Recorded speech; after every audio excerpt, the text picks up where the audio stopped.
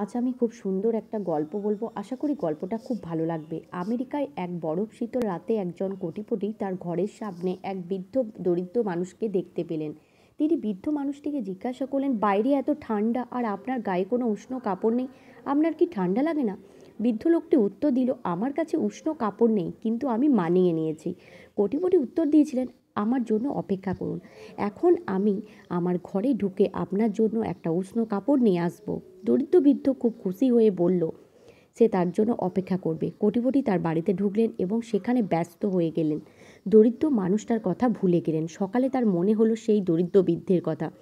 তিনি সাথে সাথে ঘর থেকে বেরিয়ে গেলেন বৃদ্ধকে খুঁজে বের করার জন্য, কিন্তু তিনি বৃদ্ধ মানুষটাকে ঠান্ডার কারণে মৃত অবস্থায় দেখতে পান। আর বৃদ্ধ মানুষটার হাতে একটা চিরকুট দেখতে পেলেন। চিরকুটে লেখা ছিল, যখন আমার কোনো উষ্ণ কাপড় ছিল না, তখন ঠান্ডার সাথে লড়াই করার ক্ষমতা আমার ছিল, কারণ আমি মানিয়ে নিয়েছিলাম। কিন্তু যখন আপনি আমাকে সাহায্য করার প্রতিশ্রুতি দিয়েছিলেন, তখন আমি আমার প্রতিশ্রুতির সাথে আসক্ত হয়ে গিয়েছিলাম এবং আমি আমার তীব্র ঠান্ডা প্রতিরোধ করার ক্ষমতা হারিয়ে ফেলি। কাউকে প্রতিশ্রুতি দেওয়ার আগে অহেতুক মিথ্যা প্রতিশ্রুতি থেকে বিরত থাকুন। প্রতিশ্রুতি দিয়ে রক্ষা না করার চেয়ে মারাত্মক আর কিছুই হতে পারে না। এটা এতটাই মারাত্মক হতে পারে, কখনো কখনো এর চেয়ে যাকে প্রতিশ্রুতি দিয়েছিলেন সেটা বিষ পানে হত্যা করা সমান হতে পারে।